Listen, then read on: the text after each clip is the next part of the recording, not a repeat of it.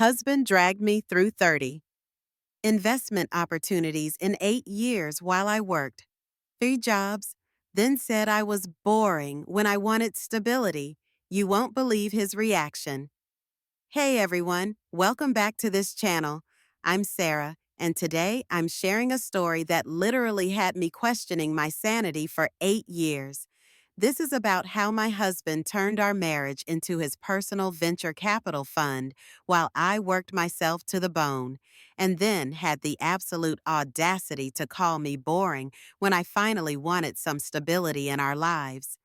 If you've ever been married to someone who thinks they're the next Steve Jobs but has the business sense of a goldfish, this story is for you. Grab your coffee because this roller coaster of financial chaos and emotional manipulation is going to leave you absolutely speechless. The Man with a Million Dreams. Let me start by telling you about my husband, Marcus. When I met him 9 years ago, I was 24 and working as a dental hygienist. Marcus was 27, charming, ambitious, and full of big dreams. He had this infectious enthusiasm about life and this unwavering belief that he was destined for greatness. "I'm not meant for the 9 to 5 grind, Sarah," he told me on our third date. "I'm an entrepreneur at heart. I see opportunities everywhere other people see problems." At the time, I found his confidence attractive. Here was a man who wasn't afraid to dream big, who had vision and ambition. He talked about passive income, building wealth, and creating the kind of life where we'd never have to worry about money again. I was working a stable job with good benefits, living in a modest apartment, and honestly pretty content with my simple life. But Marcus painted this picture of adventure and financial freedom that seemed so much more exciting than my routine existence. "You're thinking too small, babe," he'd say. "Why settle for a paycheck when you could build an empire?" Looking back, I should have asked him what empire he was referring to, because at the time, Marcus was working part-time at an electronics store and living with 3 roommates. The wedding and the first opportunity. We got married after dating for 10 months. It was a small ceremony because, as Marcus explained, we needed to save money for our first big investment opportunity. Traditional weddings are just society's way of making you waste money you could be investing, he told me when I suggested we might want something slightly more elaborate than a courthouse ceremony and dinner at Applebee's. I should have known right then what I was signing up for. Our honeymoon was supposed to be a weekend in a cabin in the mountains. Instead, Marcus spent the entire time on his laptop researching cryptocurrency because he'd heard about Bitcoin and was convinced we needed to get in before it was too late. "Sarah, this is it," he said, barely looking up from his screen as I sat alone on the cabin's porch. "This is our ticket to financial freedom. We need to put everything we have into Bitcoin." Everything we have at the time was about $3,000 in wedding gifts and my savings account. "Marcus, that's our emergency fund," I protested. "Emergency fund?" He laughed. "Babe, this is our emergency. The emergency of missing out on the opportunity of a lifetime." Against my better judgment, I agreed to invest $1,500. It seemed like a reasonable compromise, and Marcus was so passionate about it that I figured maybe he saw something I didn't. That $1,500 turned into $400 within 2 months when Marcus panic sold during a market dip because he'd heard about an even better opportunity in some altcoin that promised 500% returns. We lost $1,100 in our first month of marriage. "It's a learning experience," Marcus said when I expressed my concerns. "Every successful investor has early losses. This is just tuition for the school of wealth building." The pattern emerges. Over the next 8 years, Marcus dragged me through what I conservatively estimate to be 30 different investment opportunities. And yes, I kept count, because by year 3, I started documenting everything just to maintain my sanity. Let me give you a sample of Marcus's greatest hits. Year 1, Cryptocurrency, lost $1,900. Multi-level marketing supplements, lost $800. Forex trading, lost $2,200. And flipping garage sale items on eBay, broke even after 6 months of work. Year 2, day trading penny stocks, lost 2,800. Buying a fixer-upper car to flip, lost $3,000 when it turned out to need a new engine. Drop shipping random products from China, lost $1,200, and investing in his friend's revolutionary app idea, lost $2,000 when the friend disappeared. Year 3, real estate wholesaling, made $300 after 8 months of work. Buying and selling collectible sneakers, lost $900. Starting a YouTube channel about financial independence, made $12 in ad revenue, and investing in a local restaurant, lost $20,500 when it closed. I could go on, but you get the picture. Every few months, Marcus would discover the next big thing and convince me that this time was different. This opportunity was the one that would change our lives. The worst part wasn't just the money we lost, though that was devastating. The worst part was that Marcus approached each new scheme with the same manic enthusiasm, completely ignoring the trail of failures behind him. You can't focus on past failures if you want to build wealth, he'd say whenever I brought up our track record. Successful people learn from their mistakes and move forward. While I worked 3 jobs. Here's the kicker. While Marcus was busy being an entrepreneur, I was working my ass off to keep us afloat financially. I kept my full-time job as a dental hygienist throughout this entire ordeal. But because Marcus's ventures kept draining our savings and never generated consistent income, I had to take on additional work just to pay our bills. For 3 years, I worked my regular 40-hour week, then spent evenings doing bookkeeping for small businesses and weekends cleaning houses. I was working 70-plus hours a week while Marcus spent his days researching opportunities and attending free seminars about wealth building. "I'm building our future," he'd say when I'd come home exhausted after a 14-hour day to find him watching YouTube videos about passive income. "Marcus, we need money now," I'd plead. "We're behind on rent, our credit cards are maxed out, and I'm exhausted. Can't you just get a regular job while you work on your business ideas on the side?"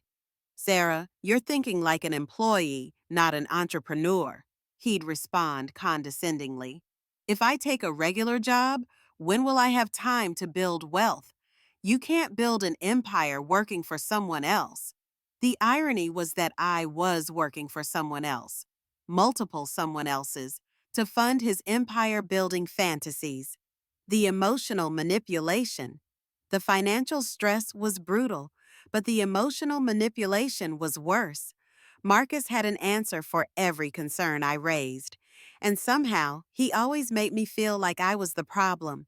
When I'd get frustrated about money, he'd say I was being negative and blocking our abundance. When I'd suggest he get a part-time job, he'd accuse me of not believing in him and trying to crush his dreams. When I'd point out that his track record was objectively terrible, he'd tell me I was focusing on the past instead of the future. "Successful couples support each other's dreams," he'd say. "I need you to be my partner, not my critic." He had this way of making every conversation about our finances into a referendum on our relationship. If I wasn't enthusiastically supporting his latest scheme, then I didn't love him enough or believe in him enough. "I just need you to trust me," became his catchphrase. "One big win will make up for all the small losses." Meanwhile, I was developing stress-related health problems from working constantly and worrying about money. I had tension headaches almost daily. I wasn't sleeping well, and I'd lost weight because I was too anxious to eat regularly. But whenever I tried to discuss how this lifestyle was affecting me, Marcus would turn it around. "Maybe if you supported me instead of stressing about every little setback." You wouldn't be so anxious, he'd say. Your negative energy is affecting my ability to succeed. The breaking point investment. The absolute worst of Marcus's schemes happened in year 6 of our marriage. He discovered something called trading Forex with automated robots. Basically, software that would supposedly trade foreign currencies automatically and generate passive income. The initial investment was $5,000 for the software and training. We didn't have $5,000. We'll put it on the credit card, Marcus suggested. The returns will pay it off within 3 months. I was adamantly against it. We were already carrying credit card debt from his previous failed ventures, and I was barely keeping up with the minimum payments while working 3 jobs. Marcus, no, I said firmly. We can't afford to lose any more money. We can't afford not to do this, he countered. Sarah, this isn't gambling. This is sophisticated algorithmic trading. The success rate is 87%. Where he got that statistic, I'll never know. I've done the research, he continued. I've watched the testimonials. People are making $2,000, $3,000 a month passive income with this system. When I still refused, Marcus played his trump card. He went behind my back and borrowed the money from his parents, telling them it was for home improvements. I found out when he excitedly showed me the trading software he'd purchased. Marcus, where did you get $5,000? I asked, my heart sinking. I borrowed it from my parents, he said casually. Don't worry, we'll pay them back with our profits. I was furious. Not only had he gone against my wishes, but he'd lied to his parents and put me in an incredibly awkward position. You promised you wouldn't make any major financial decisions without discussing it with me first, I said. I tried to discuss it with you, but you weren't being rational about it, he replied. Sometimes leaders have to make tough decisions. The Forex robot lost $4,200 in 2 months. Marcus spent the remaining $800 on an advanced training course that would supposedly help him optimize the system. That lost money too. My career breakthrough. After 6 years of this madness, something amazing happened. I got promoted to office manager at the dental practice where I worked. It came with a significant salary increase and the opportunity to eventually buy into the practice as a partner. For the first time in years, I could see a path to actual financial stability, not get-rich-quick schemes, not passive income fantasies, but real sustainable financial security built on hard work and consistent income. I was thrilled. I could finally quit my second and third jobs. We could start paying down our debt. We could build an actual emergency fund. Maybe we could even start thinking about buying a house or having kids. When I told Marcus about the promotion, his reaction was not what I expected. That's great, babe, he said with obvious lack of enthusiasm. But don't get too comfortable in employee mindset. This could be a good source of stable income while we're building our real wealth. Marcus, this is real wealth, I said. This is a career with growth potential and security. Security is an illusion, he replied. You're still trading time for money. That's not true wealth building. I couldn't believe what I was hearing. After years of failed schemes and financial stress, I'd finally achieved something stable and promising, and he was dismissing it. The demand for boring stability. With my new income, I started making unilateral financial decisions for the first time in our marriage. I opened a savings account that only I had access to. I started automatically transferring money into it with each paycheck. I began paying down our credit card debt aggressively. I also started saying no to Marcus's investment ideas. When he came to me excited about a ground floor opportunity in some cryptocurrency I'd never heard of, I said no. When he wanted to invest in a friend's multi-level marketing business, I said no. When he discovered day trading options and wanted to start small with just $2,000, I said no. What's happened to you? Marcus asked after I'd turned down his fourth scheme in 2 months. You used to be adventurous. You used to believe in building wealth. I still believe in building wealth, I replied. I'm just doing it responsibly now. Responsibly? He scoffed. You mean boringly. You've become risk averse. You've lost your entrepreneurial spirit. That's when I snapped. Marcus, I've been funding your entrepreneurial spirit for 6 years, I shouted. I've worked 3 jobs while you chased one failed scheme after another. We've lost over $20,000 on your adventures. I'm not risk averse. I'm broke. Every successful entrepreneur has early losses, he said, using his standard defense. Early losses? I couldn't believe what I was hearing. Marcus, it's been 6 years of nothing but losses. You're being dramatic, he said dismissively. We're learning, we're growing, we're positioning ourselves for success. We're positioning ourselves for bankruptcy, I shot back, the accusation that broke me. The final straw came when Marcus accused me of changing and abandoning our dreams. I don't even recognize you anymore, he said during what would turn out to be our last fight about money. You used to be supportive. You used to believe in me. Now you're just boring. Boring, I repeated, my voice dangerously quiet. Yeah, boring, he continued, apparently not sensing the danger. All you care about now is your little job and your little savings account. You've become everything we used to make fun of, a basic person with basic dreams. You know what's boring, Marcus? I said, standing up. Working 70 hours a week to fund someone else's fantasies. You know what's boring? Lying awake at night worrying about how we're going to pay rent because your husband spent the grocery money on another get-rich-quick scheme. Here we go again with the negativity, he sighed. You want to know what's really boring? I continued, my voice rising. Being married to someone who won't take responsibility for anything. Someone who thinks working a job is beneath him but has no problem letting his wife work 3 jobs to support his delusions. My business ventures are not delusions, Marcus said defensively. Name one, I challenged.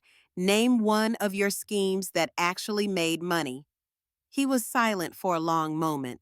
Then, the sneaker thing broke even. After 6 months of work and hundreds of dollars in losses first, I reminded him. You're impossible to talk to when you're like this, he said, heading for the door. I'm going to stay at my brother's until you remember what kind of person you used to be. The realization. That night, alone in our apartment, I did some math. Over 8 years of marriage, Marcus's various schemes had cost us approximately $28,000 in direct losses. That didn't include the opportunity cost of the money we could have saved and invested responsibly, or the income Marcus could have earned if he'd held a regular job. I also calculated that I'd worked an estimated 1,400 hours of overtime and side jobs to compensate for our financial shortfalls. That's equivalent to working an extra full-time job for 3.2 years. While I was working myself to exhaustion, Marcus had spent the equivalent of multiple full-time years researching opportunities and attending seminars. The math was devastating, but it was also clarifying. I realized that Marcus didn't see me as his partner. He saw me as his investor. My role in our marriage was to fund his dreams while he chased one fantasy after another. When I'd finally achieved something stable and wanted to build on it, he wasn't proud of me. He was disappointed that his funding source was becoming less available. The conversation that ended everything. When Marcus came back 3 days later, I was ready for him. I've been thinking about what you said, I began. Good, he said, settling onto the couch. I knew you'd come around. You're right that I've changed, I continued. I have. I've gotten tired of being the only adult in this marriage. His expression shifted. Sarah, I'm tired of working multiple jobs while you play entrepreneur, I interrupted. I'm tired of watching you lose our money on scheme after scheme. I'm tired of you dismissing my concerns and making me feel like I'm the problem. You are the problem, Marcus said, his tone turning nasty. You've lost your vision. You've settled for mediocrity. No, Marcus, I said calmly. I've chosen stability over chaos. I've chosen reality over fantasy. And if that makes me boring to you, then we want different things out of life. So, what are you saying? I'm saying that I'm done funding your dreams, I replied. If you want to chase get rich quick schemes, you'll need to do it with your own money and your own time. And if I refuse, I looked at him, really looked at him, and saw not the ambitious dreamer I'd fallen in love with, but a man who'd spent 8 years avoiding responsibility while his wife sacrificed her health, her time, and her peace of mind to enable his delusions. Then I think we need to consider whether this marriage is working for either of us. You won't believe his reaction. Marcus's reaction to my ultimatum was exactly what you'd expect from someone who'd spent 8 years avoiding accountability. He blamed me for everything. According to Marcus, I was the reason his schemes failed because I didn't believe in them strongly enough. I was the reason we were in debt because I wasn't supportive of his vision. I was the reason our marriage was struggling because I'd changed from the woman he married. You used to be fun, he told me. You used to be willing to take risks. Now you're just another basic suburban housewife with no imagination. The irony was incredible. I'd spent 8 years taking risks. The risk of working myself into the ground, the risk of financial ruin, the risk of sacrificing my own stability for his dreams. But when I finally stopped taking those risks and chose stability instead, he accused me of being boring. I'm not going to apologize for wanting financial security, I told him. I'm not going to apologize for being tired of losing money on your schemes. Then you're not the woman I married, he replied. You're right, I said. The woman you married was young and naive enough to think that love and enthusiasm were enough to make bad business decisions successful. I'm not her anymore. Where I am now. That conversation happened 6 months ago. Marcus and I are currently separated and working through divorce proceedings. He's living with his brother and, according to mutual friends, has discovered cryptocurrency trading, again, and is convinced he's going to make back everything we lost and more. I'm living in a small apartment by myself, and for the first time in 8 years, I have money in my savings account. I'm sleeping better, eating better, and my stress headaches are gone. I'm also dating someone new, a fellow dental professional who has a 401k, an emergency fund, and has never once tried to get me to invest in anything more exotic than index funds. It's beautifully, wonderfully boring, what I learned. Here's what 8 years of financial chaos taught me. 1. Dreams without plans are just fantasies. Marcus had plenty of dreams but never developed realistic business plans or understood basic financial principles. 2. Enthusiasm doesn't replace expertise. Being excited about an investment opportunity doesn't make it a good investment. 3. Past performance matters. Someone who has failed repeatedly is likely to fail again, regardless of how confident they seem about their next venture. 4. You can't love someone into success. No amount of support, encouragement, or financial backing will make a fundamentally flawed business model work. 5. Stability isn't boring, it's responsible. There's nothing wrong with wanting consistent income, emergency funds, and financial security. My advice: if you're married to or dating someone who constantly chases get rich quick schemes while you handle the real world responsibilities, here's my advice: set boundaries. Make it clear that you won't fund schemes that don't have solid business plans and realistic projections. Protect yourself financially. Keep some money in accounts that only you control. Don't let anyone make you feel guilty for wanting stability. Financial security isn't a character flaw. Pay attention to patterns, not promises. Judge people by their track record, not their enthusiasm. And remember, if someone calls you boring for wanting a stable, secure life, that says everything about their priorities and nothing about yours. Final thoughts. So there you have it. How my husband dragged me through 30 investment opportunities in 8 years while I worked 3 jobs, then called me boring when I finally wanted stability. The man who couldn't hold a regular job for more than 6 months thought I was boring for wanting consistent income and financial security.